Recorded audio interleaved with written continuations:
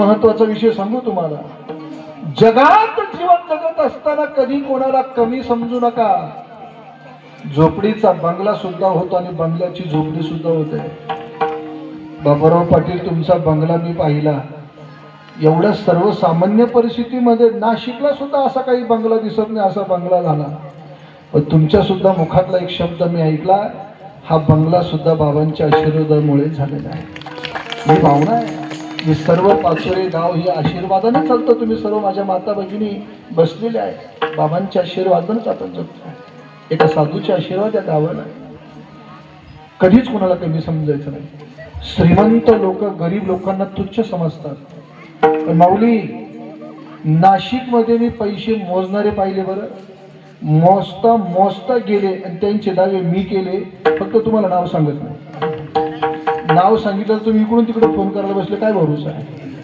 एवढं मोकळं बोलू नये, कारण इंदुरीकर सांगितलं क्लिप कुठे व्हायरल. म्हणून एक लक्षात ठेवा, प्रत्येकाची वेळ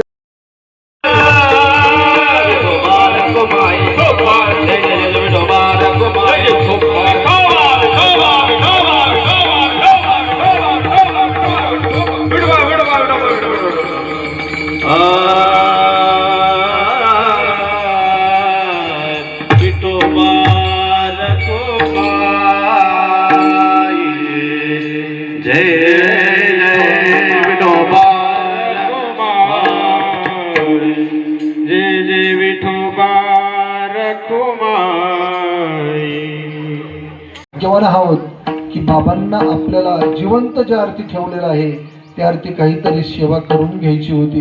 म्हणून बाबांच्या आशीर्वादाने आपण जिवंत राहिलो. आता फक्त एकच बोलायचं, एवढे माझे 5 वाक्य घरी घेऊन जा. वेळ संपली. मला पुन्हा संध्याकाळचं कीर्तन नाशिकला. जीवन जगत असताना प्रत्येकाला सहकार्य करा, वाईट कोणाचं करू नका.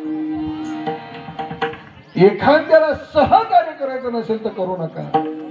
भला किसी का कर न सके तो बुरा किसी का मत करना. बाबा एक बोलू, समाधीच्या जवळ आपण उभे आहोत. दुसऱ्याने आपलं किती वाईट करू द्या, पण आपला भाव फक्त समाधीवर असू द्या. तो वाईट करणारा सुद्धा आपल्याला एक दिवस शरण आल्याशिवाय राहणार नाही. ही ताकद बाबांच्या समाधीची.